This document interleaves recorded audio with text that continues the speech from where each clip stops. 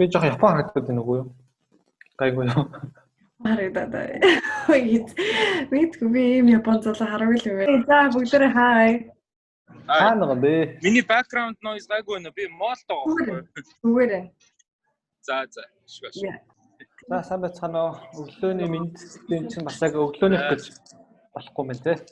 Амарчин өглөөний мэнд яах вэ? Өглөөгөр нь явчихъя. Энд чи яг 26 болж байгаа. За намайг Тэнгис гэдэг IT-ийн мэрэгчлэлтэй мэдээллийн аюул байдлын чиглэлээр сүүлийн он ажиллаж байгаа юм байна. За намайг амарчин гэдэг. Би одоо IT гэхээр нөгөө Facebook-ийн манаач мэрэгчлэлтэй. Тэ Instagram-ийн харуул хийдэг ер нь. За тийм мэрэгчлэлтэй хүн байна. За баярлалаа. За би хэрэглэгч юм байна. Ер нь бол мэдээллийн аюул байдлыг гэж нэрлэж байгаа. Яг кибер гэж болохгүй. Киберээс хамаардаг юм маань бага байдаг.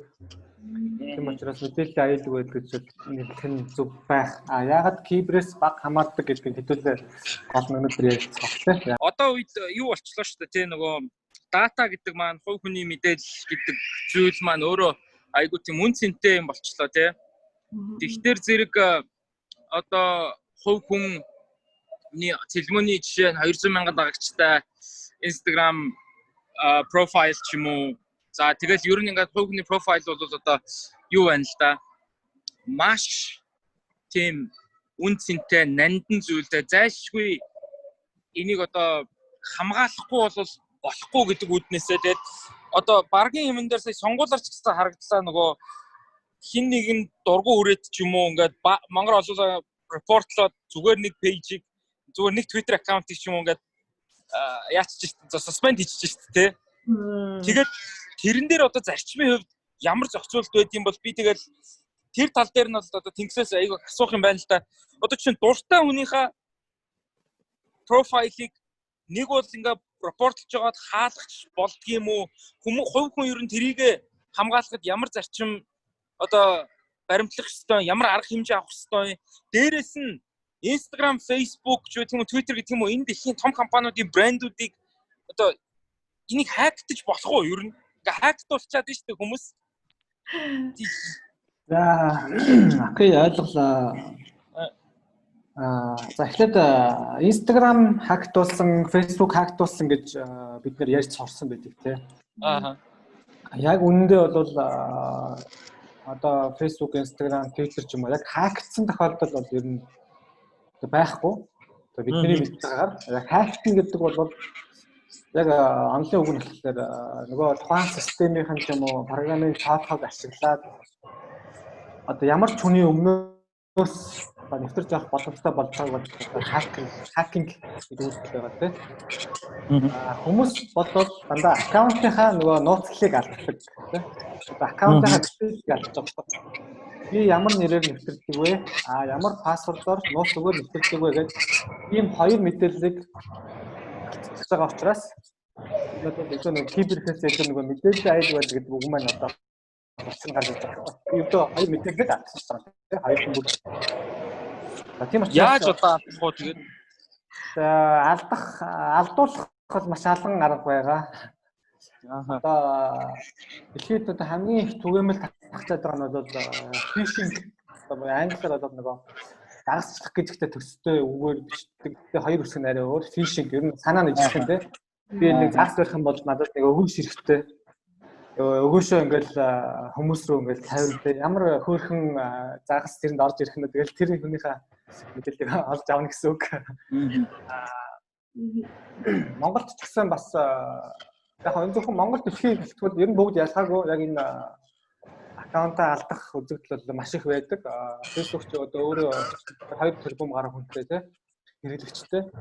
Twitch бас нэг 200-300 сая хэрэглэгчтэй байдаг үлдээ. Instagram ч гэсэн мөн адилхан бас нэг тэрбум хэрэглэгчтэй. Таануудаас сайн санахгүй. Гэхдээ энэ бол маш олон хүн хэрэглэдэг учраас энэ аккаунт алдах одоо үзэгдэл хизээж тасрахгүй үргэлжилсээр байгаа. Тэнд хөөрхөн загаснууд тийм нэг анх шинээр орж байгаа гин загаснууд маш их байдаг. Далаад. Тэгэхээр фишинг бол өнөөдөр хүртэл дээр байж байгаа. За фишинг маань яаж явагдаж байгаа нөхөр ерөнхийдөө бол нөгөө хүнтэй ихлэ холбогдож байгаа тийм. За гадаадад яаж холбогдож байна гэхээр мэйлийг ашигладаг учраас дандаа мэйлээр явж ирсэн. Бид нар бол мэддэг баг янз та суглаанд тавьлаа. Танд шуудан ирлээ.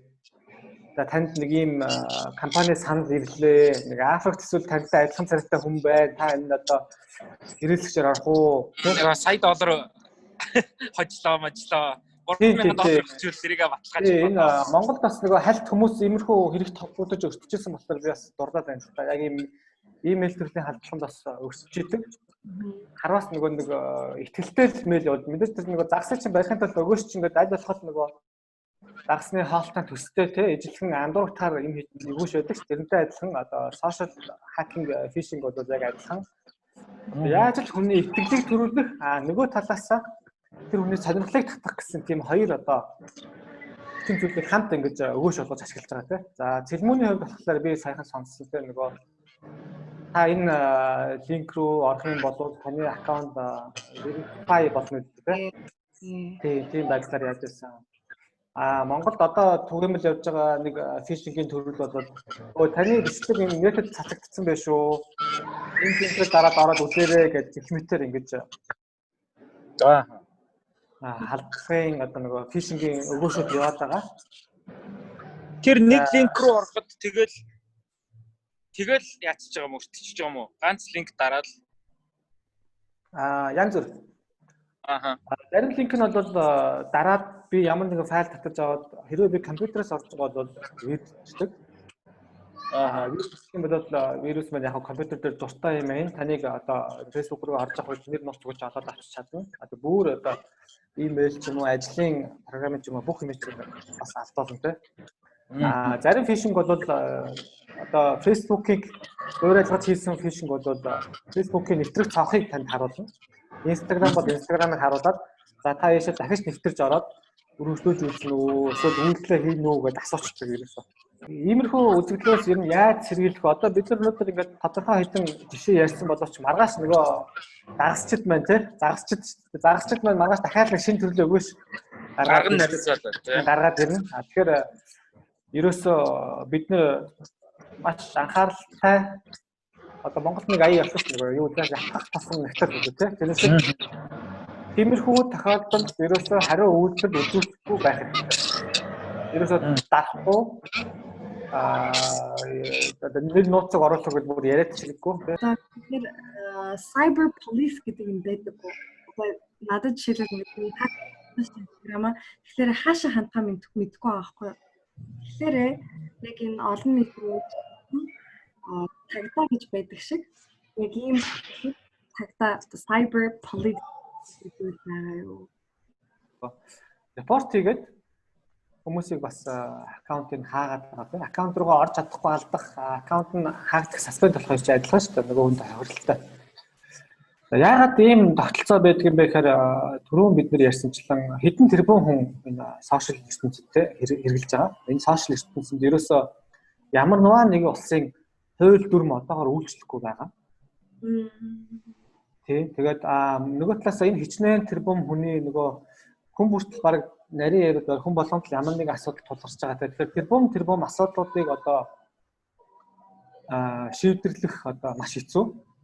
Одоо Facebook өөрөө хичнээн одоо хөрөнгө мөнгө гаргаад одоо хичнээн 100 сая хүн одоо тэнд одоо хүний асуудлыг гомдол шийдвэрлэх гэж суулгаж чадахгүй. Тэгэнгүүтээ яасан бэ гэхээр нөгөө олон нийтийн дэмжлэгээр за Facebook ч өөрөө тийм зорилготой шүү дээ. Олон хүмүүсийг хооронд нь холбох те community үүсгэх. Тэгэхээр нэг өөрийнхөө хянах тал дээр бас community-г ашигладаг. Олон хүмүүс энэ одоо page account муу гэж үзвэл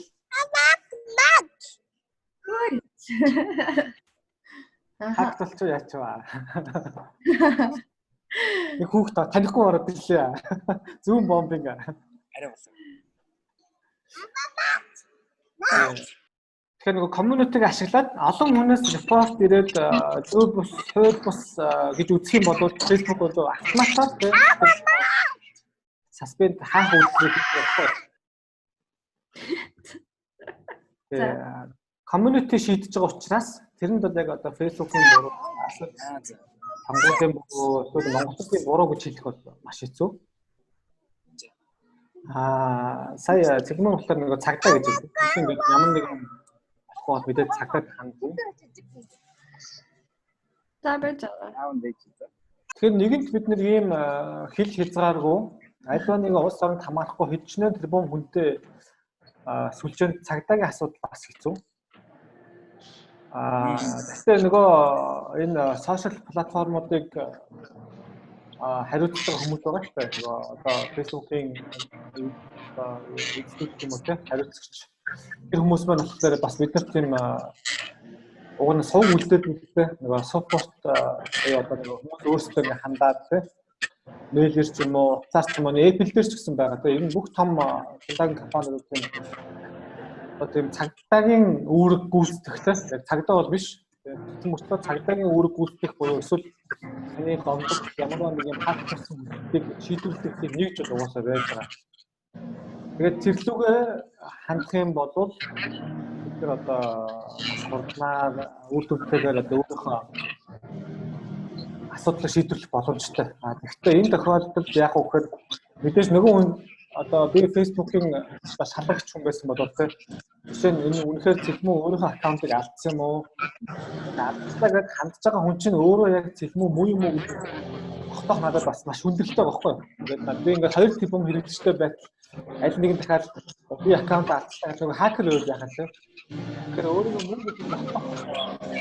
Тэгэхээр сайн бүгд бүрдүүл байдаг. Би нэг асуулт асуучих уу? Эсэргээрээ гэдэг нь цэлмэнд тохиолддог. За. Амарчин комеди гэдэг нэртэй нэг пэйж байна. Ямар ч олон дагагч магагчтай энэ тэр нь одоо. Тэгээд одоо репортлол үзтээ. Тэгээд яг одоо ч гэсэн байж л байгаа тэр. Тэгээ баахгүй энэ ихнэр хөвгт мөгтийн зураг мураг тавьж байгаа л их giveaway зарлах юм аа бас. За нэг лаг тийм пэйж байна. Тэгээд тэрийг ингээд ер нь яага байгаад байна гэсэн чинь ингээд сонслоо л доо.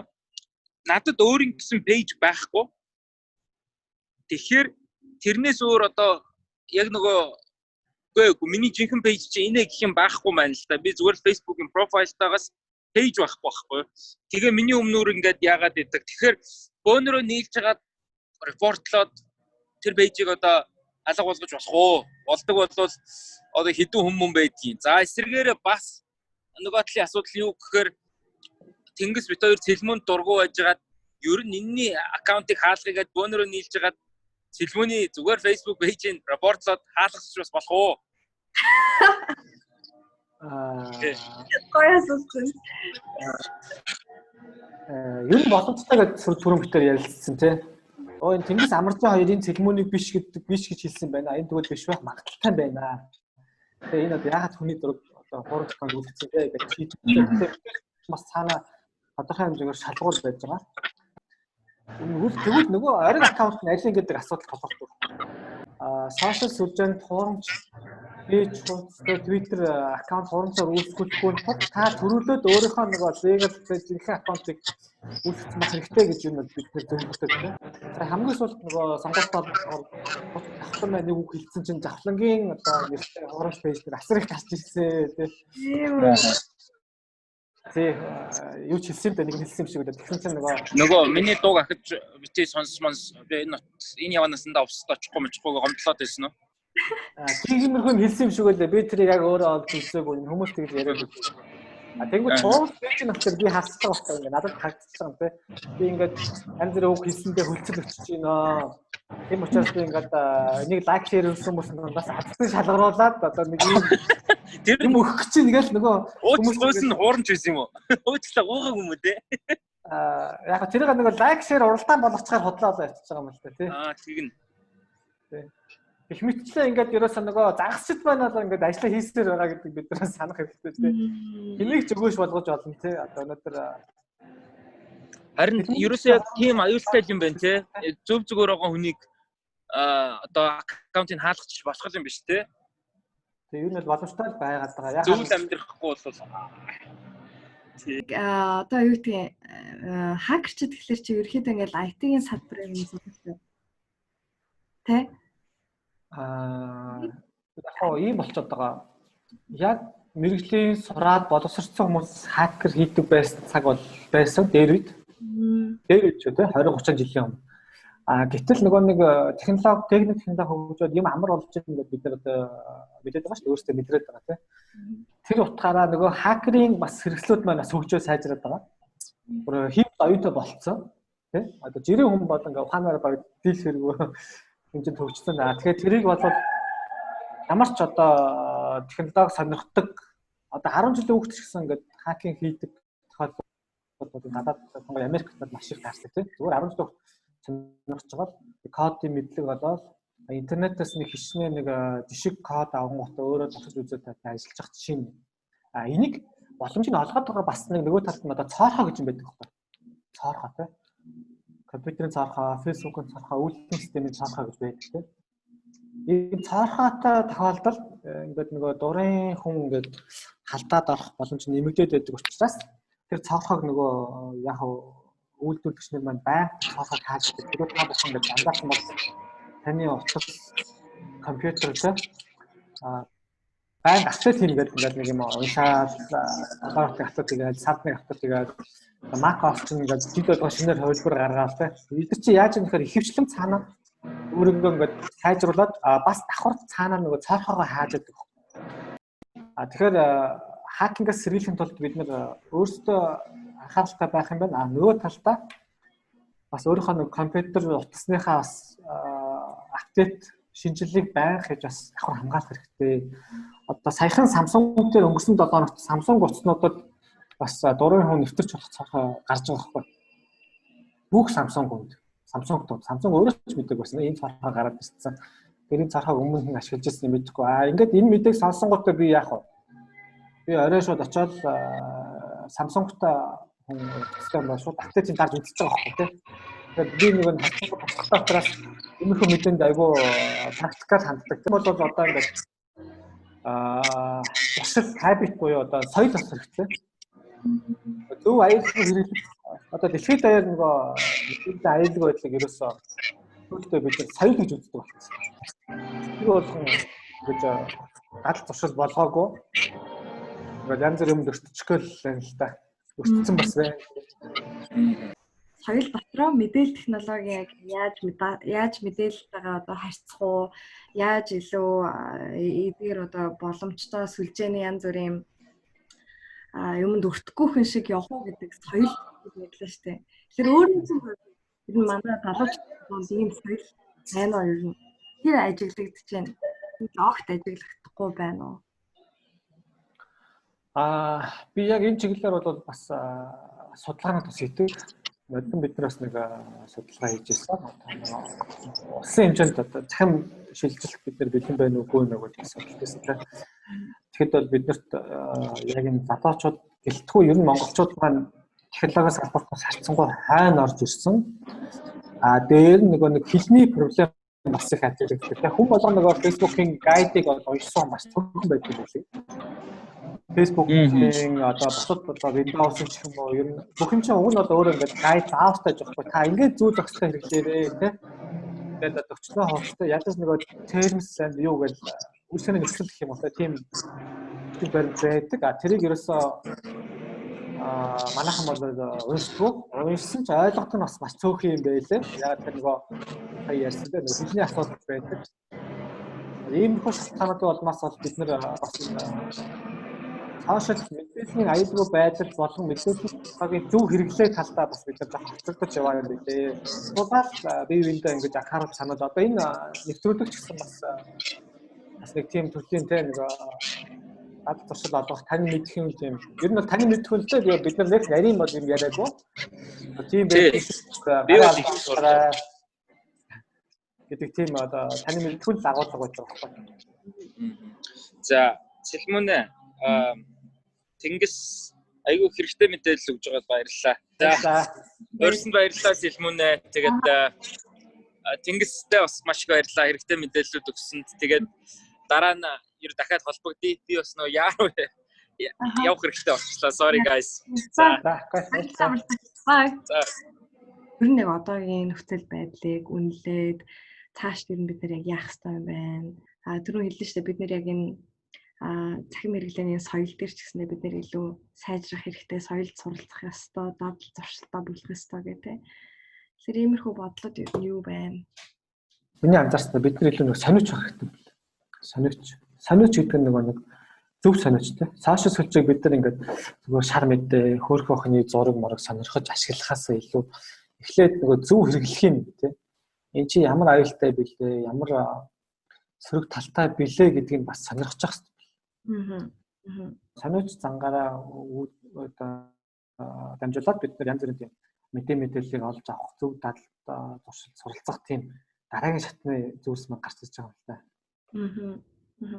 Тэгээ яг одоо бол сошиал дээр ялангуяа залуучууд руу чиглэсэн танин мэдхүүн ямар нэгэн аккаунт ч юм уу бол байдаггүй. Ер нь байдаггүй гэж хэлэхэд болох уу?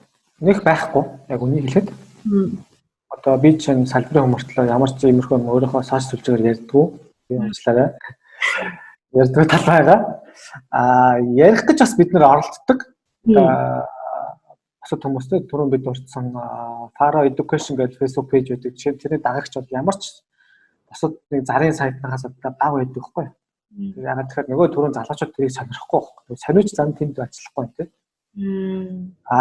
Нөгөө талаасаа энийгээ бид нар мэдж байгаа учраас буцаад тэгвэл нөгөө нэг олон дагагчтай олонний танил ч юм уу гэдэг нөгөө сувгуудаа бас ашиглах хэрэгтэй. Нөгөө олонний танил хүмүүс маань нийгмийн хариуцлагын хүрээнд бас нэг иймэрхүү тийм таны мэдхүүн бас зүйлсийг бас хийж яхан зүйтэй юм байна лээ. Тэгээд үүний баг төрөвч болж байгаа цэлмөнд бас их баярлалаа тий. Цэлмөн маань бас өөрийн биеэр бас энэ асуудлыг үзэж туулж яваа бах баг.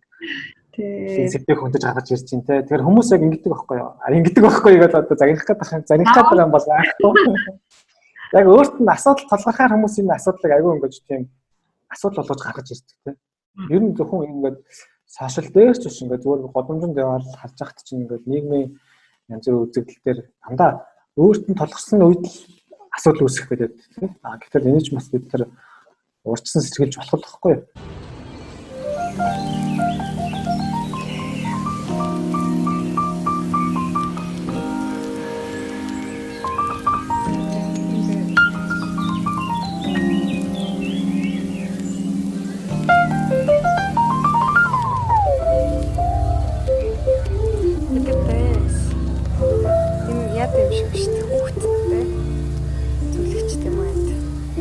Хүүхдтэйгээ хаана явж байгааг нь харж